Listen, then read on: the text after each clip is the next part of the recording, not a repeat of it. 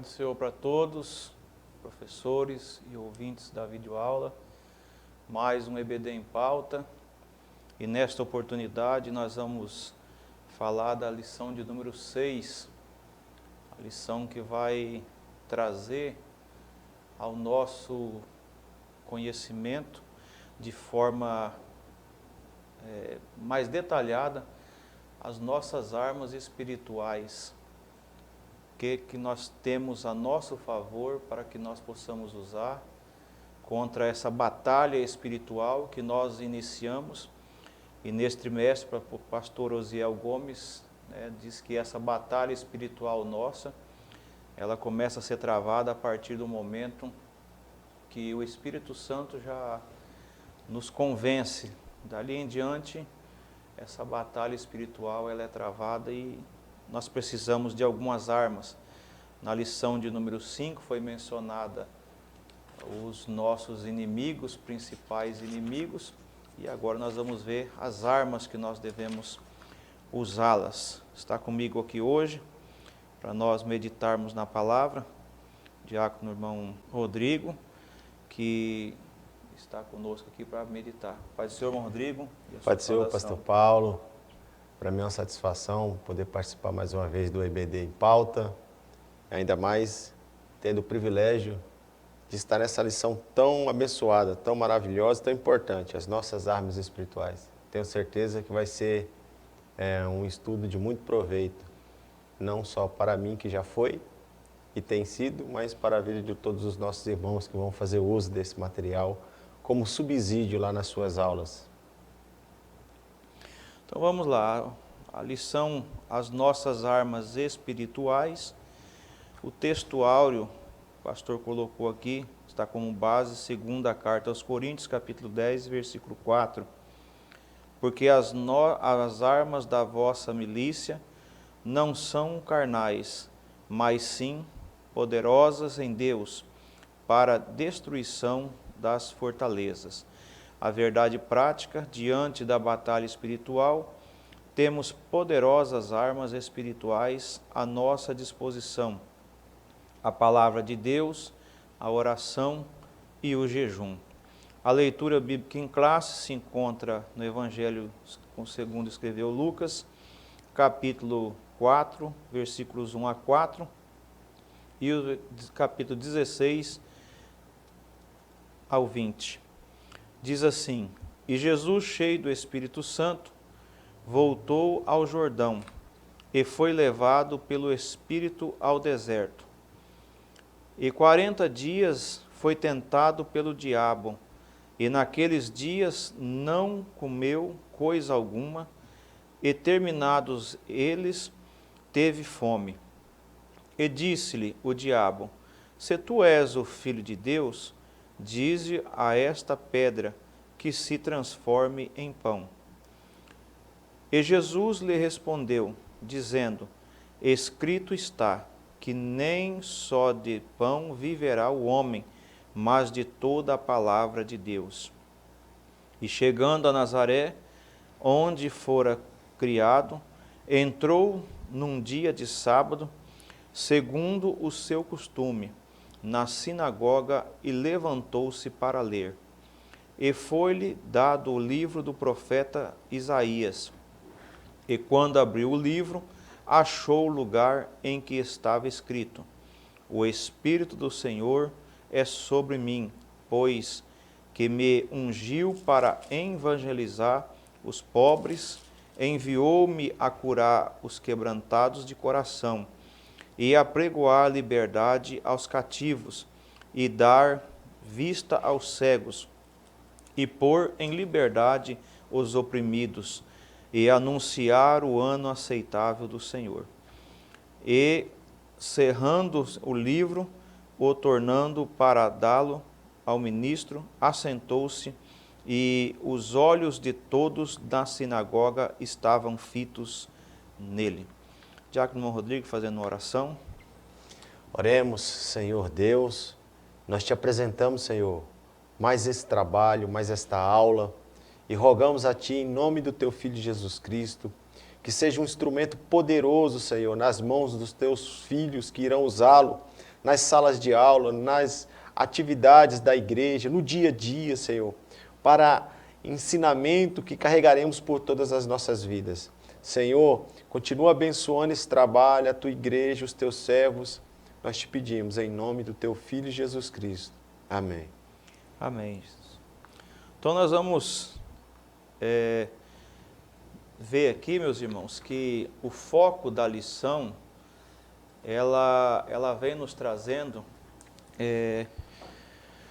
já na introdução, o lembrete dos 3 opositores que nós vimos aqui que conseguem nos derrubar na nossa caminhada, né, que são o diabo, a nossa própria carne e o mundo. Esses 3 são grandes combatentes na nossa carreira espiritual. Aquilo que nós vimos, que nós iniciamos lá na primeira lição, e depois nós vimos o nosso alvo na lição de número 3, né, que é o céu. E dentre esse espaço de tempo nós temos esse contexto aqui que nós estamos estudando, né? Que aí esses 3 opositores faz dioturnamente com que nós saiamos da presença de Deus e nos voltemos à velha vida, aquilo que nós praticávamos. Então, o pastor, diante do que Jesus deixou de exemplo para nós, ele coloca aqui que nós temos ao nosso favor agora armas, né, ou recursos espirituais que nos ajudam a entender, compreender, né, fortalecermos, sermos guiados através do entendimento que a palavra de Deus, a oração e o jejum, ela tem, né, esse papel na nossa vida. Então, é isso aqui que nós vamos meditar nesta lição de número 6, falando a respeito disso. Já no primeiro tópico, o pastor Osiel, ele traz para nós uma visão geral do que é as armas e como elas eram conhecidas, né? E por que trouxe para as nossas vidas esta metáfora, ou então, né, essa ilustração de armas, né? Por que seria isso? Como nós poderíamos entender isso, Rodrigues?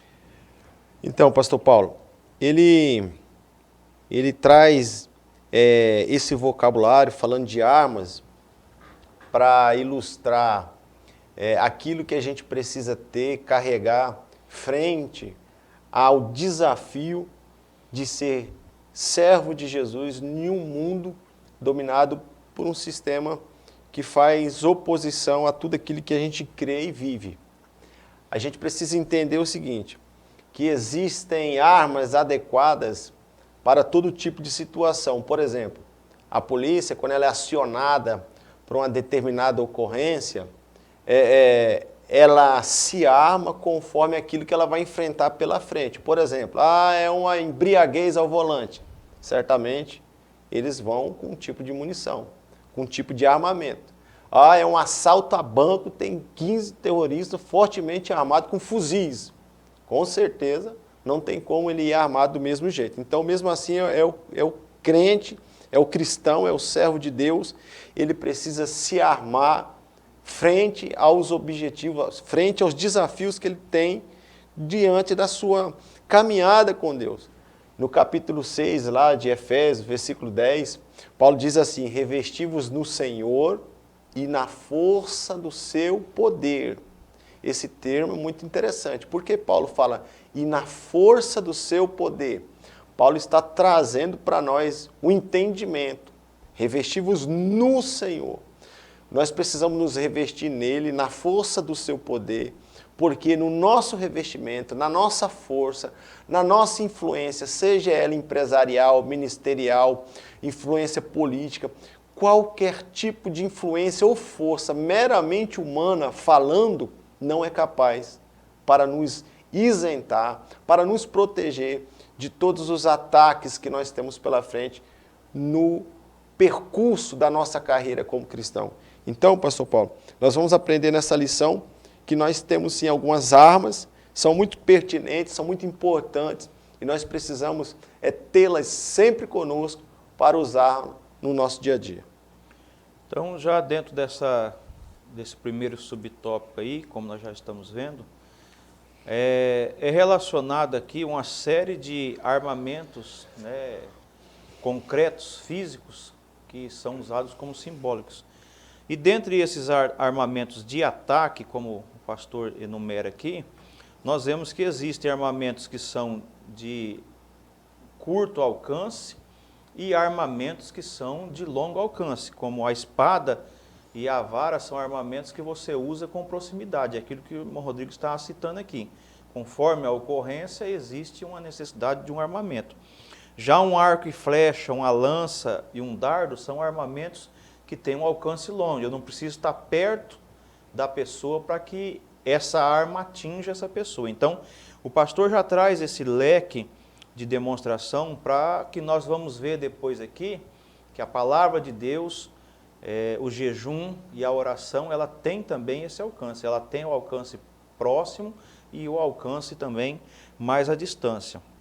E enumera também as armas de defesa, né? Que são alguns aqui colocados pelo pastor, já exemplificando a necessidade que humanamente, fisicamente, nós precisamos, né? Já comparados aqui como uma guerra. E agora nós vamos trazer, como ele diz aqui no finalzinho, né, do primeiro subtópico, que diz que as armas aqui mencionadas, elas têm um sentido metafórico, né? Como elas são armas espirituais, elas não são palpáveis, mas sim elas são, né, de formas metafóricas, são usadas como exemplos, e como ele colocou em cima, longo alcance, curto alcance. E aí o professor tem esse leque de oportunidade, aí, de opções, para poder trabalhar em cima dessa questão que nós, conhecendo essas armas. Vem-se juntamente, quando se fala em arma, no subtópico 2, o pastor coloca a necessidade de uma estratégia que o inimigo tem. Veja que lá durante a tentação de Jesus, o inimigo ficou tentando ele, mas conforme ele entendeu que Jesus, como a palavra diz, tinha fome, ele lançou um tipo de perseguição, um tipo de afronta. Então, da mesma maneira como o inimigo tem estratégias, nós, né, cristãos, precisamos ter as mesmas estratégias para usar as nossas armas espirituais, que nós vamos ver mais à frente, né? Então, veja aqui que ele coloca que o diabo, ele é capaz de fazer muitas coisas, né? Arrebatar a palavra do coração do ser humano, buscar altas posições com mentiras, né? Usar pessoas para nos trair, foi o que aconteceu com Judas, né? Escravizar, enfraquecer o crente e enganar, né? Até com doutrinas de demônios. Então nós vemos, Rodrigo, que o inimigo ele é poderoso, né? E ele tem as suas estratégias, né? É verdade, pastor Paulo. É preocupante quando a gente vê alguns irmãos não levando a sério um assunto tão importante, não tratando com a seriedade devida quando o assunto é o inimigo das nossas almas. Não devemos supervalorizar, até porque a Bíblia diz que aquele que habita em nós é maior do que aquele que habita no mundo. Mas nós também não podemos menosprezar, nós não podemos brincar. Por quê? As estratégias do inimigo nesse ponto aqui, eu fiz umas anotações. O escritor diz assim: não podemos desprezar o conhecimento a respeito da força do inimigo das nossas almas. Ele tem força, ele é astuto. Aí ele diz assim, primeiro ponto que eu anotei aqui: porque ele faz de tudo para arrebatar a boa palavra do coração. O diabo trabalha dia e noite para arrebatar a boa palavra dos corações. Como que ele tem feito isso, que a gente tem visto?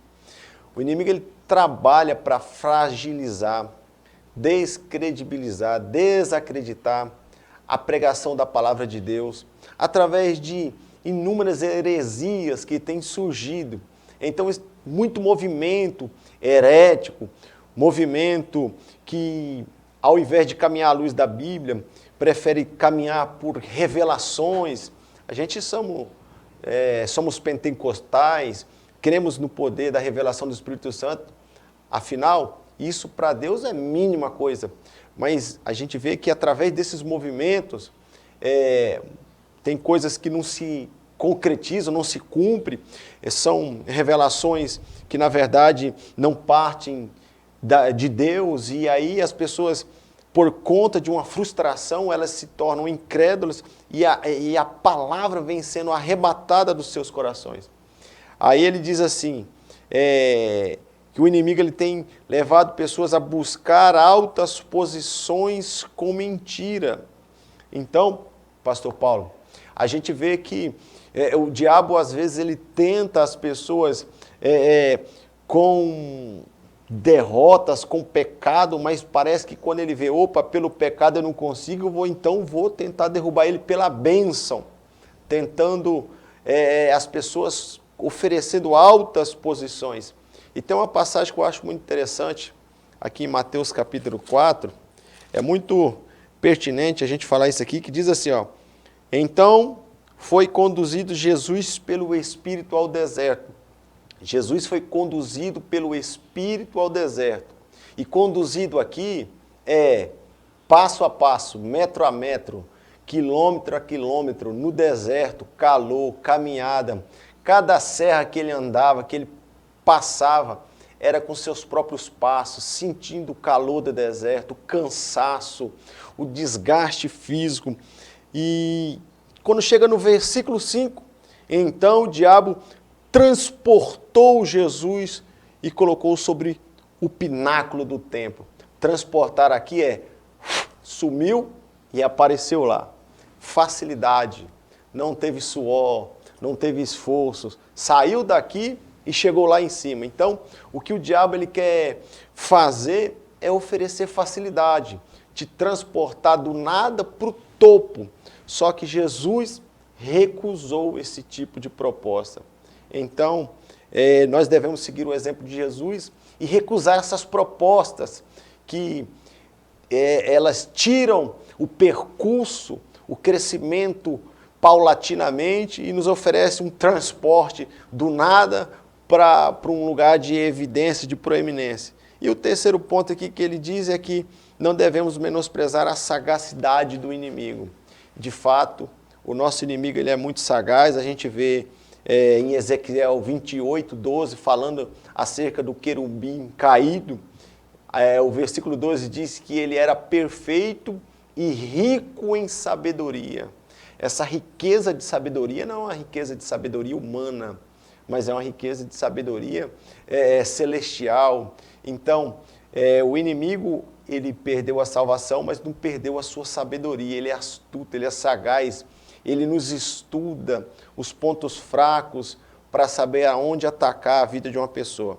Então, falando aquilo que eu disse no começo, não devemos temê-lo, não devemos reverenciá-lo, porque o Espírito de Deus que habita em nós é maior. Mas sim, devemos ter cautela e todo cuidado enquanto na terra estivermos aqui nessa jornada, pastor. Isso, a Bíblia nos diz que ele usa as estratégias, né? Ele vai nos, vou colocar uma palavra aqui, mapeando. Ele não chega de qualquer maneira.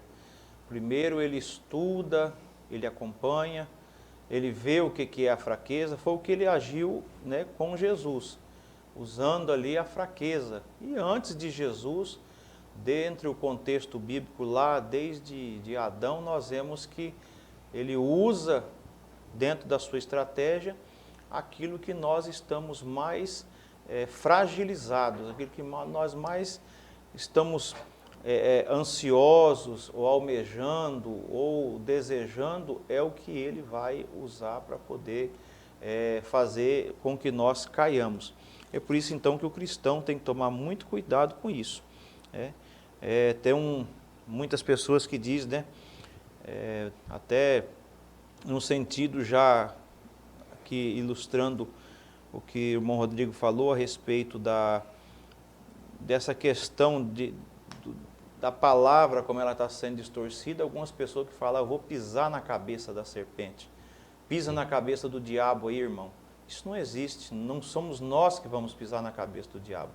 A Bíblia manda a gente resistir a ele, mas nós cristãos só conseguimos resistir ao diabo com essas armas espirituais aqui. De nós mesmos, nós não conseguiríamos. Agora, quem pisa na cabeça da serpente é Jesus Cristo. Ele que foi dito lá, né, em Gênesis, Deus disse que viria um que pisaria na cabeça da serpente, e esse sim pisa. Agora nós, então são essas coisas essa fragilidade na palavra de Deus, que nós vamos vendo aí, que já vamos comentando também já a importância que nós vamos ver de buscar um bom entendimento e foco na palavra, na verdadeira palavra de Deus.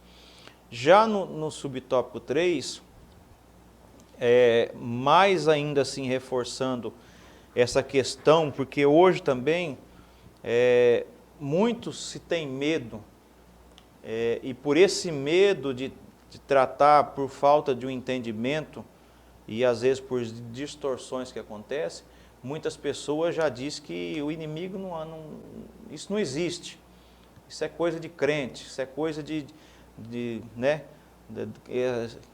não existe mais. E nós vemos hoje, já na cultura nossa, nós estamos vendo, que antigamente, nos nossos tempos de menino, existiam certo tipo de coisa que os pais falavam, né? Mula sem cabeça e esse tipo de coisa que nos causava medo.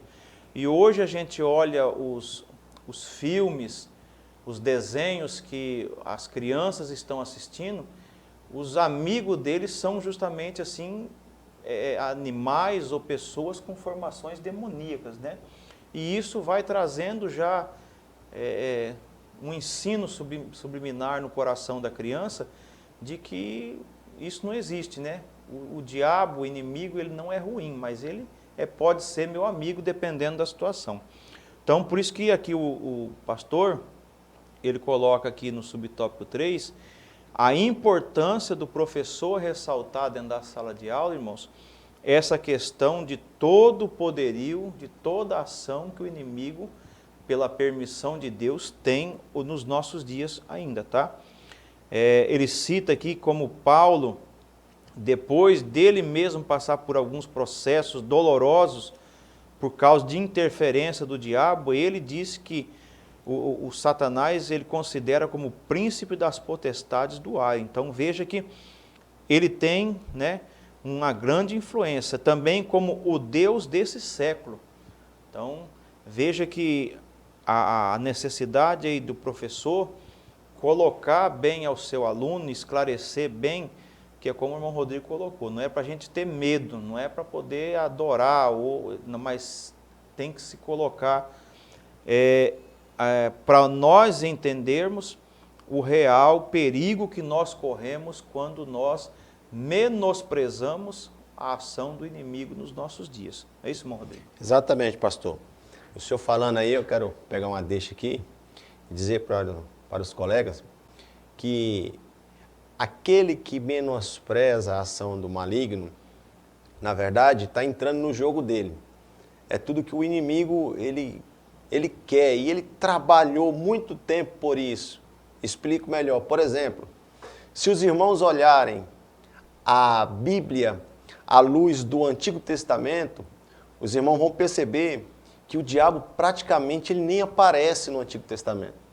As citações que falam sobre diabo é muito pouca. É lá no Éden a serpente, em Jó ali ele apresenta-se diante de Deus, para Saul um espírito o perturbava e ponto final.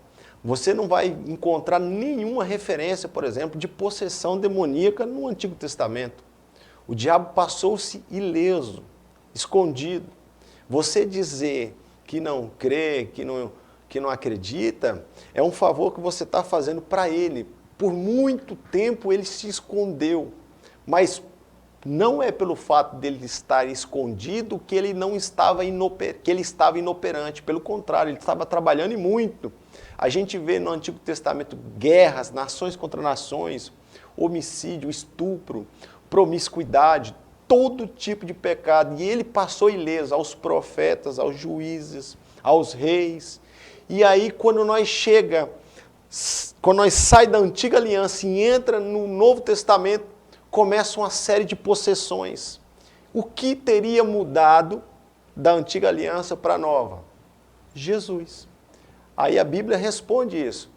Para isso se manifestou o Filho de Deus, para desfazer as obras do diabo. Trouxeram uma mulher encurvada, crendo que aquela mulher tinha apenas uma enfermidade. Senhor, ela está encurvada há tantos anos. E Jesus curou ela dizendo assim, sai dela, espírito imundo. Então Satanás percebeu que não adiantava mais ele ficar escondido, porque Jesus encontrava ele dentro da pessoa, então ali começam as possessões demoníacas. Então, dizer que não acredita, para o diabo é um favor que você faz, não adianta. Mesmo você acreditando ou não, ele existe e ele está operando nos filhos da desobediência. Esse é um ponto aqui que eu anotei desse subtópico 3. Aí, ele diz assim que ele é o chefe de todos os poderes das trevas. Exatamente. Só que a gente vê que Satanás, ele é um ser criado. Ele não é onipotente, ele não é onipresente, ele não é onisciente. Somente Deus tem esses atributos. Então, como que ele consegue operar no mundo com tanta eficiência? Ele faz isso através de uma rede muito bem organizada que ele tem, que é os seus ajudantes, seus anjos caídos. Então você vê que Satanás está aí trabalhando. A gente precisa entender a importância, pastor, da vida de oração, que ela nos traz uma intimidade com Deus. A vida de oração nos traz intimidade com Deus. Nos ensina a conhecer a voz de Deus. Nos ensina a conhecer a presença de Deus. Por que eu digo isso? Porque Paulo diz aqui, que o inimigo o impediu. A intimidade de Paulo fez com que ele tivesse o discernimento de entender que o impedimento, aqui em 1 Tessalonicenses, capítulo 2, versículo 18, era um espírito maligno. Só que se o irmão for lá em Atos 16, vai ver o mesmo Paulo dizendo que o Espírito Santo o impediu e mandou ele para outro lugar. Então, tem dois impedimentos aqui, um pelo Espírito de Deus e um pelo Espírito maligno. É por isso a importância de ter uma vida de oração e de conhecer a voz de Deus. Paulo falou, opa, aqui eu não vou nem tentar, porque quem está me impedindo é o Espírito Santo. Agora aqui eu estou sendo impedido pelo Espírito de Satanás. Então, quando nós temos esse entendimento, o que a gente faz? A gente busca a oração de Deus. Como é que eu faço, Senhor, para avançar?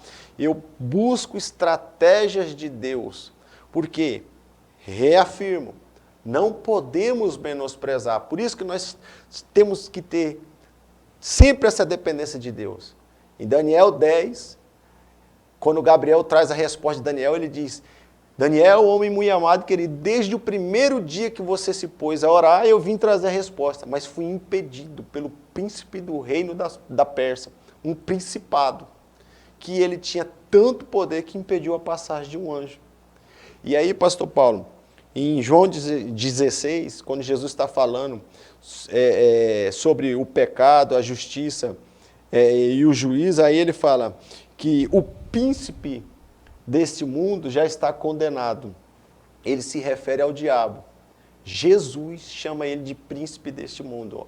João 16, 11. Você percebe que o diabo, ele perdeu a salvação, mas não perdeu a patente. Continua príncipe. Então, meus irmãos, nós vemos que as armas deles são muito grandes, né? E aí, como nós conseguimos entender esse contexto todo? Como é que eu vou conhecer o inimigo? E aonde é que eu conheço quais são os meus inimigos, né? Que é o diabo, a carne e o mundo. Aí vem o primeiro subtópico do tópico 2, que justamente é uma das armas. Por que a palavra de Deus é a arma que o crente tem? porque é dali que eu vou ter conhecimento do que o diabo, do que a minha carne e do que o mundo é capaz, e eu vou ter conhecimento quais são as armas que eu tenho, o que eu posso fazer, a maneira como eu devo me comportar. O apóstolo Paulo, como o irmão Rodrigo citou aqui, cada situação dessa ele agiu de uma forma. Mas aonde que ele buscou conhecimento? Na palavra, na oração e no jejum. Então, através dessa orientação, então a palavra de Deus para o cristão, ela é essencial, ela é algo que é como se fosse um pedaço do cristão, não pode ser tirado. Infelizmente, hoje, muitos já não têm mais esse contato como deveria ter com a Bíblia. Mas é aqui que eu entendo todo esse contexto espiritual que eu não conseguia entender antes. O apóstolo Paulo disse isso, o homem natural não compreende. Por quê? Ele não compreende. E sem a orientação, a palavra de Deus, sem a ação do Espírito Santo e sem a oração, nós entendemos ela como se fosse pelo menos como um conto histórico. Mas o que aplica esta palavra de Deus, o que demonstra para nós, é por isso que aqui o pastor Osiel colocou no primeiro subtópico, do ponto 2, essa questão aqui, que o apóstolo Pedro, falando aos irmãos lá, ele disse: desejamos afetuosamente o leite racional. O que queria dizer isso aqui, né? Um estudo perseverando da palavra de Deus, para que eles pudessem estar nutridos, ser fortalecidos, ter crescimento espiritual, resistir às influências malignas, às armadilhas. É através da palavra de Deus que eu entendo. O inimigo tem um poder, ele tem a sua astúcia, ele tem, como o irmão Rodrigo citou aqui, né, os seus aliados, e o que ele pode fazer, a maneira como ele pode fazer, e eu sei através da palavra de Deus o que eu devo fazer em cada situação. Lembrando-me que, como o irmão Rodrigo citou, Paulo e Silas estavam ministrando a palavra de Deus, e aí uma jovem vinha atrás deles elogiando o trabalho deles. Estes são homens de Deus, e quem é que não quer receber elogio? E aquela moça todos os dias falando: estes são os homens de Deus, que pregam a Deus, né? E devia ter elogiado de outras formas, ao ponto do apóstolo Paulo, conhecedor da palavra de Deus, conhecedor da Bíblia, né? Ele se voltar para ela e entender que aquilo ali não era humano, não era um elogio humano, sincero, que partia do coração, mas era uma coisa maligna para poder, de alguma forma, influenciar a caminhada deles. E por isso que ele se volta para aquela jovem e repreende. Não é isso, irmão Rodrigues? Exatamente, pastor. Aí, falando sobre a importância da palavra de Deus, a gente vê o salmista no Salmo 119, versículo 105, ele diz: lâmpada para os meus pés e luz para o meu caminho. A gente entende assim, imagina um mundo tomado pelas trevas, completamente na escuridão. É esse o retrato do mundo espiritual, o sistema caído. Aí quando a gente começa a caminhar neste mundo, à luz daquilo que Deus tem para a nossa vida, que está na palavra de Deus, é como se os céus ligassem um holofote que iluminava, que ilumina o chão por onde a gente tiver que caminhar. Então, ela nos dá norte, ela nos dá sentido. Essa é a palavra de Deus. E a palavra de Deus, ela é alimento saudável para a nossa alma e para o nosso espírito. A gente alimenta o nosso espírito através da palavra de Deus. E a ciência diz, pastor Paulo, que um corpo saudável ele consegue ficar em torno de 40 dias sem comer e 7 dias sem beber água antes de morrer.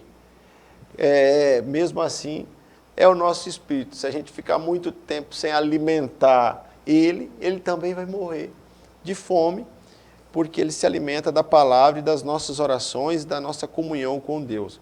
Aí Jesus diz assim: eu sou o pão da vida, eu sou a água viva. Então nós devemos beber dessa água viva, comer desse pão da vida, para nos mantermos vivos espiritualmente.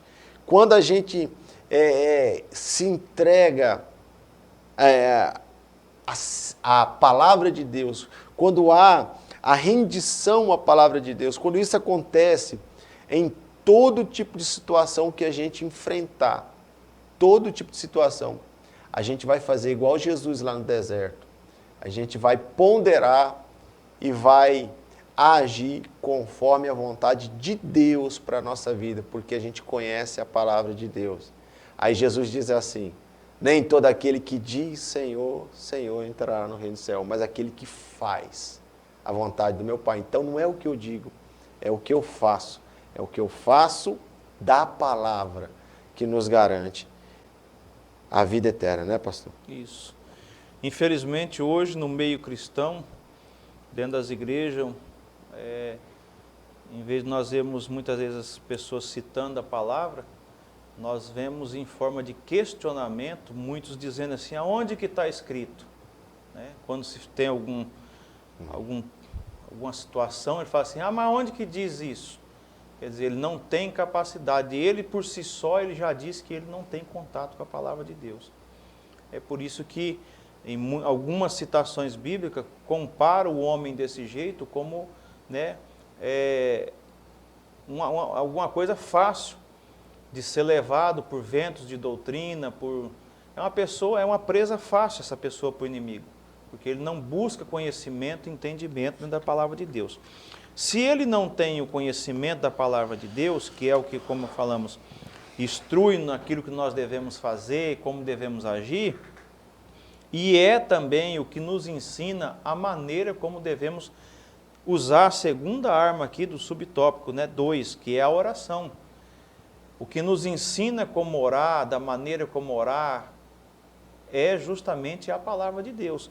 Então, se eu não tenho contato com a palavra de Deus, é por isso que hoje nós estamos vendo, meus irmãos, e o professor tem que reforçar isso dentro da sala de aula, por isso que é crescente hoje o menosprezo e o afastamento da palavra de Deus. Porque eu sei como eu vou orar, a maneira que eu vou orar, do jeito que eu tenho que orar, né?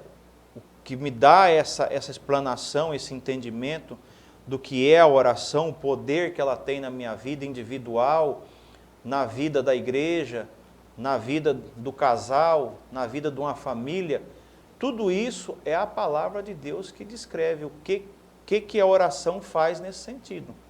A oração individual, congregacional, né? Então tudo isso aí. Então é por isso que quanto mais o inimigo consegue afastar o cristão e o mundo hoje da palavra de Deus, mais terreno fértil ele vai adquirindo para poder usar a sua astúcia. E aí o pastor usa aqui, né? Aliada ao estudo da palavra, porque é a palavra que nos dá norte para tudo que nós vamos fazer espiritualmente, é na palavra, aí nós começamos a ter entendimento do que é, né, a oração para a nossa vida.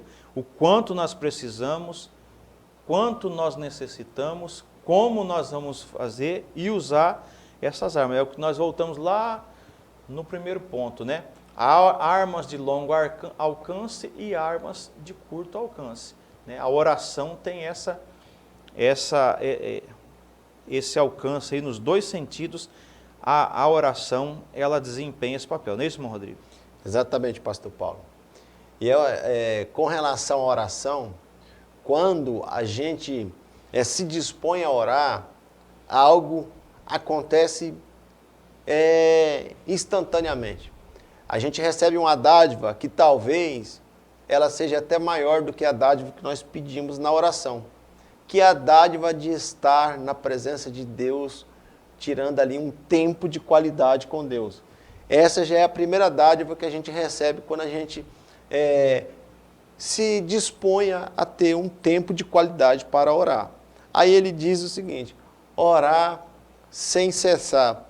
Aqui a ideia é estar sempre conectado com Deus, porque o inimigo está sempre planejando um ataque e muitos cristãos caíram por conta desses ataques surpresa do inimigo por falta de uma oração. Eu digo que uma oração pode salvar uma vida, uma oração de 30 segundos, um pai, uma mãe, um esposo, levanta a mão para o filho que está saindo para trabalhar e fala, Senhor, guarda meu filho, traz de volta com vida em nome de Jesus. E o Senhor, Ele abençoa e traz com vida. Aí ele diz assim, orar com toda a oração. O que é isso? Tem mais de um jeito, tem mais de um tipo de oração. Tem oração de súplica, de intercessão, oração de ação de graça, e todas elas são muito importantes. Por exemplo, Jó foi abençoado enquanto orava pelos seus amigos, uma oração de intercessão. Então ele recebeu uma bênção orando por outras pessoas. Essa é uma característica da oração. A oração, na Bíblia a gente vê homens de Deus recebendo vitórias através da oração. Moisés erguia as mãos e orava. Enquanto as mãos de Moisés estavam erguidas, o povo prevalecia na batalha. Então, meus irmãos, tem batalha que nós vamos vencer, não é com espada, não é com escudo, é com oração.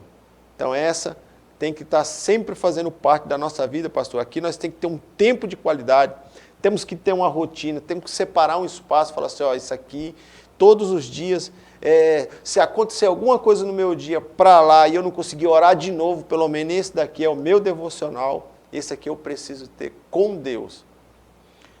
A Bíblia cita, irmãos, que existem situações que nós devemos entrar no nosso quarto, fechar a porta, e aquele que em secreto nos vê, nos recompensará.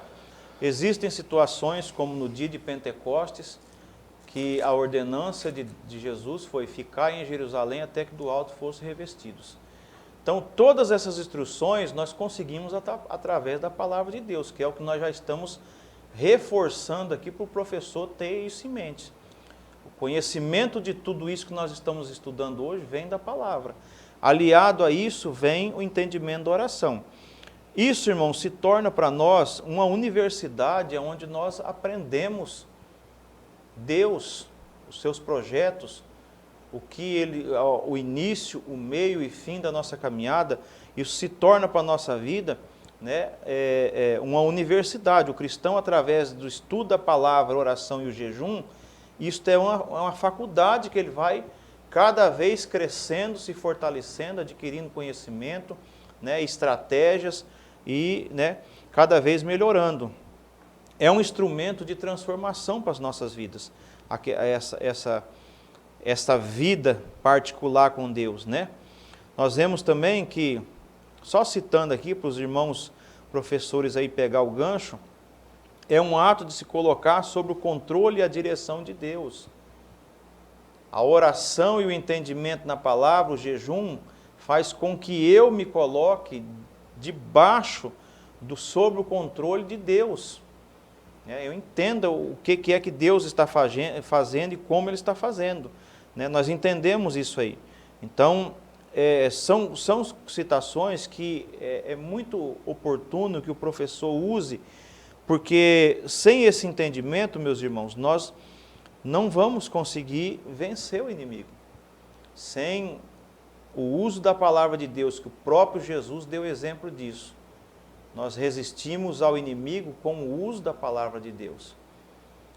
Com a oração, nos fortalecemos, nos enraizamos, né? Nós temos bases para suportar isso aí. E por último aqui, como nós estamos vendo, vem fechando, né, esse pacote, o jejum. E não menos importante, né, pastor Paulo? O jejum. Que aí, se nós fôssemos olhar aqui aquela questão do longo alcance, né, a palavra de Deus, ela tem longo e o curto alcance, né?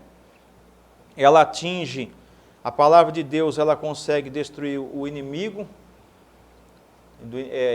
o diabo. Nós conseguims vencer, através da palavra de Deus, o mundo e a nossa carne. A oração, nós conseguimos mais, de uma certa forma, a oração e o jejum, ela trabalha mais num particular conosco, meus irmãos. Tá? A oração, para mim orar, eu tenho que abrir mão da minha carne. A minha carne, ela tem que morrer. E o jejum mais ainda. Uma pessoa só consegue jejuar, irmãos, quando ele consegue, né, uma vitória sobre a sua carne. Então, o crente hoje que não jejua e não ora, ele já está por si só declarando que ele não está conseguindo vencer um dos inimigos que nós já vimos, que é a sua própria carne. Não é isso, irmão Rodrigo? Exato, pastor. Uma vez, um irmão falou para um pastor assim, pastor, eu não vou fazer esse negócio de jejum mais não, porque eu jejuei e não mudou nada na minha vida. E o pastor respondeu para ele bem assim, rapaz, eu não vou mexer com esse negócio de academia mais também não. Porque eu fui na academia uma vez e não estou musculosão. Aí o cara falou para ele, ô pastor, mas para você ficar musculoso, você tem que ir muitas vezes na academia. Ele falou, pois é, para o jejum começar a fazer uma diferença na sua vida, você tem que ter uma prática de jejum. Então, meus irmãos, o jejum é uma prática que a gente tem que incorporar no nosso modo de vida. É uma prática. Eu digo que nós somos um diamante escondido dentro de uma pedra bruta. Cada jejum que a gente faz é como se colocasse uma taiadeira e viesse com a marreta e desse uma lascada. Aí a pedra cai. Cada vez que nós jejuamos, o diamante fica mais perto de aflorar. Então, jejuar é guerra contra a carne, é enfraquecer a carne. Quando a carne enfraquece, o espírito ele fica mais enaltecido perto da presença de Deus, tem uma comunhão maior.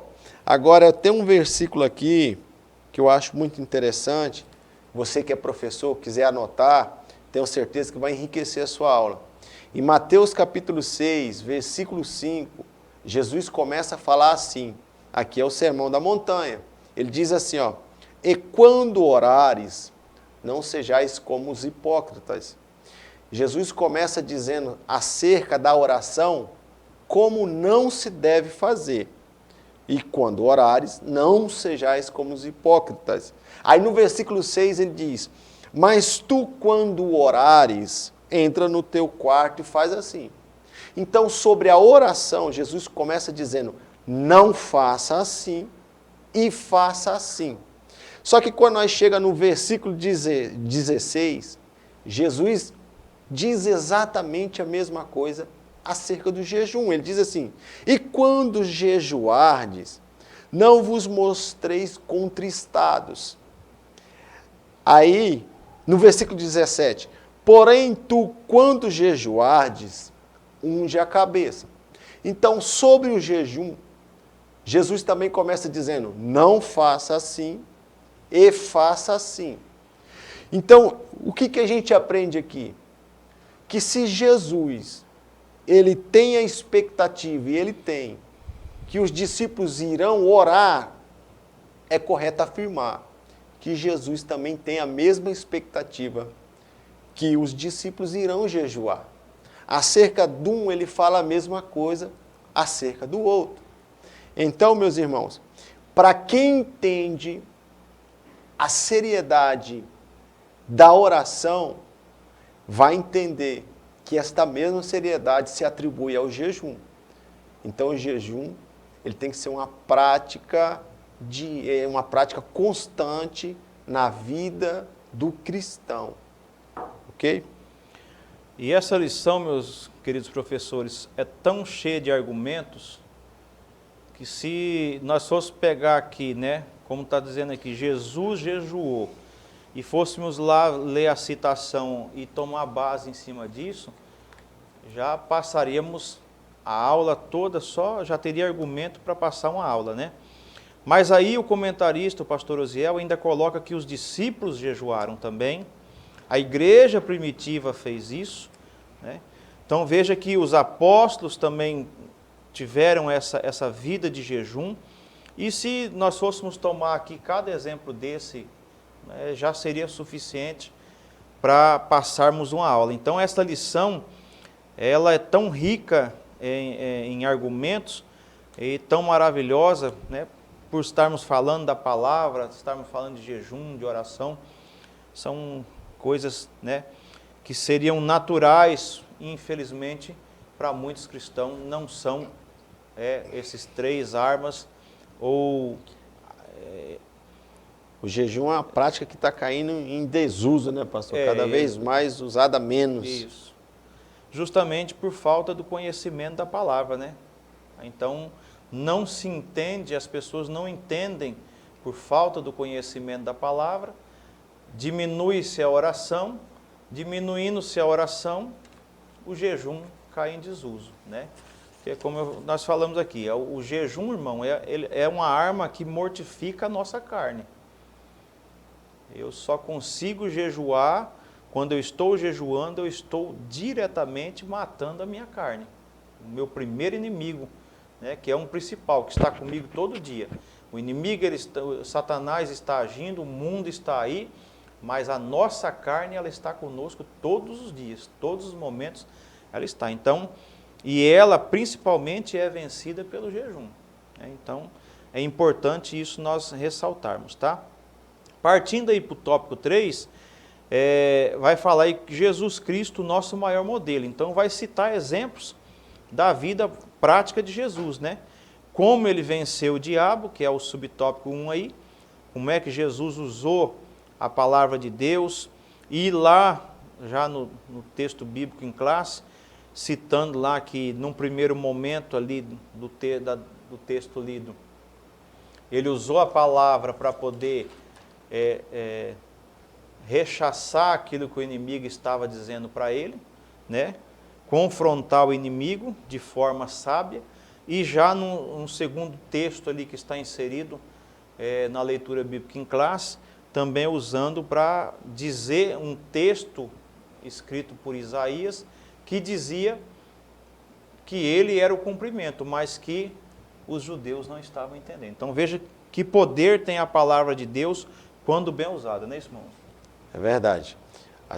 Alguém talvez não entenda o que aconteceu lá no deserto, mas Jesus ele expôs as estratégias do inimigo e mostrou para nós como é possível derrotá-las usando a palavra de Deus.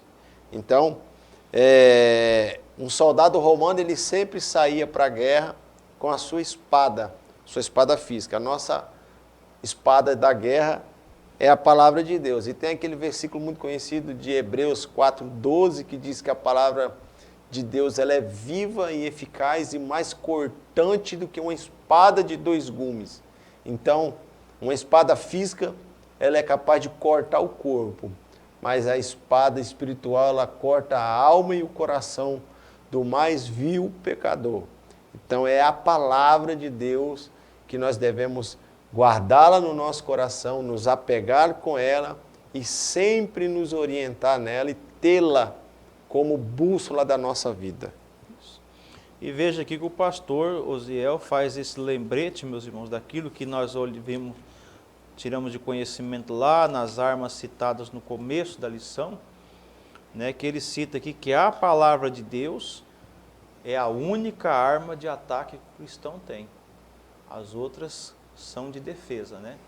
É aquilo que nos destrói, é o jejum, a oração, são defesas que nós tomamos e nós contra-atacamos somente pela palavra de Deus. Num certo momento, né, a Bíblia relata que houve ali uma situação espiritual e veja que um anjo que foi enviado, nem ele mesmo, embora muito poderoso, ele não teve coragem, mas ele disse, o Senhor te repreenda. Então veja que o conhecimento da palavra, a sabedoria que a palavra nos dá, e através da oração e do jejum, ela encaixa tudo certinho e o cristão consegue ser vitorioso e chegar até os céus, como nós temos muitos exemplos aqui, que se fôssemos citar, né, de cristãos que pela oração, pelo jejum e pela orientação da palavra, chegaram ao céu, né, como Estevão, o primeiro mártir, que ao entender o contexto da sua salvação ali, chegou a ser martirizado, mas em momento nenhum negou. Então tudo isso aí, irmãos, é o entendimento da palavra de Deus que traz nas nossas vidas. Então veja que nós conseguimos vencer somente através, né, da palavra de Deus. O segundo tópico aí, né, irmão Rodrigo? Vivendo em oração. Então quer dizer, constância, a palavra vivendo aqui que o pastor Osiel colocou, quer dizer, oração constante. E aí ele cita muitos exemplos de oração. Jesus orava, ele se retirava no deserto para orar sozinho, ele orava com os discípulos, orava pelos outros, né? Então, são vários exemplos de orações aí que o pastor coloca, nesse contexto que, quando somados, percebe-se que Jesus, na maioria do dia, ele estava orando, ou sozinho, ou com os discípulos, ou pelos outros. Então, por isso que fala que Jesus vivia em oração. E isso é um contexto para que o professor também e nós, né, façamos isso também todos os nossos dias, né, irmão Rodrigo? Exato, é um desafio para nós cristãos. Acho até que os professores deveriam deixar isso bem claro para os seus alunos. Como eu já disse aqui, ter uma rotina de oração, reservar o melhor horário para você durante o seu dia. Você sabe, sua realidade não é igual à do seu próximo, mas você sabe aí das suas condições, e ter uma rotina de oração. A vida de oração, ela é incrível. Tem níveis de oração. Você vai conhecer, através da vida de oração, coisas que você talvez nunca imaginou. Agora, alguém diz assim, pastor, que o segredo do sucesso é a constância. Então, tem pessoas que começam e param. Começa e para. Ele vai orando, vai bem, ele está animado, mas semana que vem ele já desiste do seu propósito de ter uma vida constante de oração. Não desista. A Bíblia nos diz, sede firmes e constantes. Então, esse é um desafio para nós cristãos, enquanto Jesus não voltar, ter uma vida viva de oração. A oração, meus irmãos, só lembrando, né, o professor pode usar isso na sala de aula, ela vem de propósito, né? A oração, ela tem um sentido, tem um propósito a ser alcançado, né? Não existe aquela oração assim, eu vou orar porque estou orando. Não. Toda oração tem um propósito. E aliado a isso vem o terceiro subtópico aí, e já partindo para o encerramento desta lição, falando que também a necessidade da vivência em jejum, né? Claro que o professor tem que ressaltar isso na sala, como o próprio pastor ressaltou aqui na lição. Cuidado, pessoas que usam medicações, né? Há um perigo muito grande quanto ao jejum, irmãos, na questão do extremismo. Isso aí tem que ser abordado dentro da sala de aula também. O jejum, como a Bíblia ensina, como Jesus nos ensinou, de forma adequada, com propósito, ele tem, né, o seu alcance. Agora, aquele jejum que é feito de qualquer maneira ou extremado, aí tem que ser cuidado. Por isso que o pastor Osiel colocou aqui, cuidado das pessoas. Eu entendo pela palavra de Deus e pelo que o pastor colocou aqui, e o professor pode colocar isso, que o fato de eu tomar um remédio não vai impedir Jesus receber o meu jejum. Eu faço uso de uma medicação. Eu vou iniciar um jejum agora pela manhã, amanhã pela manhã. O fato de eu ter tomado um comprimido não vai inutilizar todo o meu propósito, todo o meu jejum. Então, é o que a palavra de Deus está dizendo e é o que o pastor Osiel colocou aqui na lição. Tá? Porque tem pessoas que falam, eu tive que beber um comprimido, um pouquinho d'água, já perdi o jejum todo. Não, o principal do jejum, irmãos, é o propósito que você colocou. E jejum, aí se o professor quiser buscar na Bíblia, existem vários tipos de jejum, né? Jejum só dos sólidos, dos líquidos, jejum total. Então, de horas, do dia todo, de semanas. Então, o jejum, ele exerce várias funções, não é isso, irmão Rodrigo? Exatamente. Pastor, parabenizar a sua colocação aí, é muito importante esses detalhes acerca do jejum. Todo mundo conhece a sua saúde, a sua limitação. Há casos que pais com muito cuidado, eles iniciam pequenos jejuns com criança. Isso também vale a pena dizer que, nesse caso, a atenção tem que ser redobrada, minutos, coisas simbólicas para ensinar a criança ali nos seus primeiros passos da fé. Com relação a você, irmão, você sabe a sua limitação e o jejum é um ato de fé, nada de extremismo, não vai fazer nenhuma loucura que vai comprometer a sua saúde. O pastor colocou aqui muito bem, e a Bíblia, ela tem vários exemplos de coisas extraordinárias que aconteceram com irmãos que jejuaram, depositando a sua fé num ato de jejum, e Deus responde, Deus abençoa, e eu tenho certeza que através dessa lição, muitos irmãos vão aumentar a sua vida de oração, vão aumentar o seu compromisso com a leitura e com a prática da palavra de Deus, e nós vamos ver também irmãos aumentando o seu compromisso com o ato de jejuar. Não deixe, irmão, o jejum cair em descrédito, ele não é menos importante. Jesus trouxe essa arma poderosa e nos apresentou, e nós precisamos usá-la. A gente não pode deixar uma ferramenta tão valiosa lá na lixeira. Então, traga isso para a sua vida, traga isso para a sala de aula e apresente para os seus alunos, e eu tenho certeza que muita coisa boa e espiritual vai ser colhida através desses ensinos.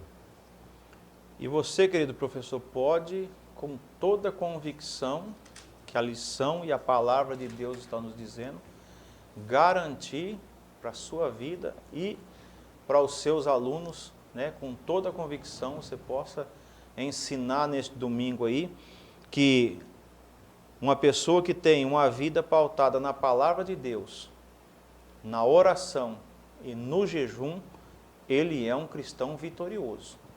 Ele é um cristão feliz, ele é um cristão que ele regozija a sua alma, tá? Porque essas 3 armas aqui essenciais, vitais para o cristão, elas certamente produzem frutos, elas produzem bênçãos, elas abrem os olhos espirituais, elas agem de forma poderosa. Isso a Bíblia toda num contexto. Se tivéssemos tempo aqui de citar exemplos de jejum do Antigo Testamento, do Novo, lá, né? Lembrar lá de Esther e tantos outros que jejuaram e o Senhor operou através da vida deles e deu vitória. Então, com toda a convicção, que nós saiamos deste domingo com essa convicção nos nossos corações, os professores que vão ensinar e os alunos que vão ouvir esta mensagem. Palavra de Deus, oração e jejum é arma poderosíssima na mão e na vida de todo cristão. Não é isso, irmão? Exatamente, pastor. Já caminhando para o final aqui, agradecer a oportunidade de estar aqui, participando dessa aula tão abençoada, e que Deus abençoe nossos irmãos que estão lá, recebendo esse material. Tenho certeza que vai ser de grande valia, vai ser muita bênção. É tanto argumento que é igual o nosso pastor Roberto fala, tem dia que dá dó de encerrar, mas nós temos que encerrar. Que Deus em Cristo abençoe você, querido professor, uma boa aula nesse domingo, que os seus alunos sejam alimentados, impactados, né, pela ministração da tua palavra, e já faça uso, como você já tem feito, mas em especial nessa semana que antecede esta lição. Pratique um pouco mais a oração, o jejum.